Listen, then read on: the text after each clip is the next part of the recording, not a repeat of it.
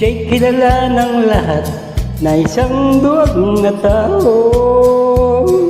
Pakumbabang tinanggap niya ang hamak na bintang. Pangalan niya ay Tami, hindi dapat parisan. Siya'y isang lalaking isinilang na duwan. Ama niya'y kapatid ko, namatay sa kulungan. Kay 10 taon lang aking inalagaan. At ang huling habilin niya, ang wika niya'y Tami. Buhay ko'y tapos na, nasa simula pa lang. O anak ko, ipangako sa akin, sana'y nagawa ko'y wagawin. Laging nasa huli ang gawang pagsisisi, sana'y ako'y maunawaan. Hinahon ay isang katapangan. Bawat tao'y mayroong mahal, mahal nitong si Becky. Ngunit di mapakitang siya ay lalaki rin. Isang araw wala siya, may pangkat na dumalaw. Alinhinang si Becky, pinagsamantalahan. Nang buksan niya ang pinto, nakita niya si Becky. Tumatangis, ang damit ay gula-gulali. Ngunit isang larawan kanyang napagmasdan.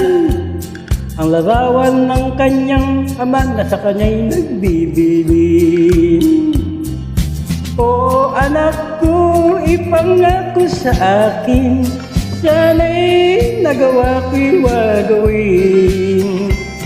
Laging nasa huli ang gawang pagsisisi, sana'y ako'y maunawaan. Hinahon ay isang katapangan.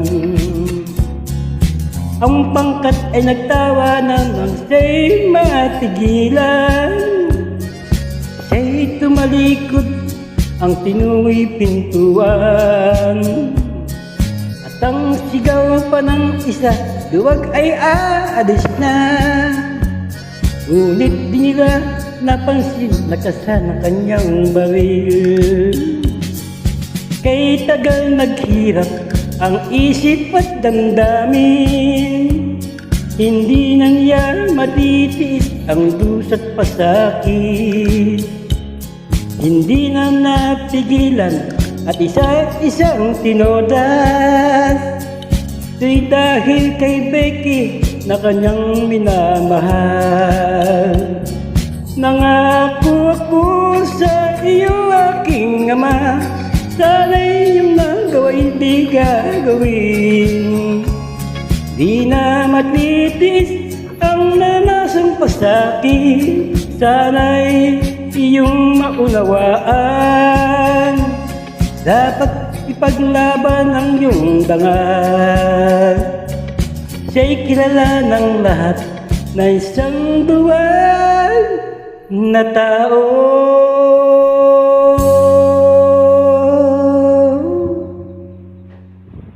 Maraming salamat.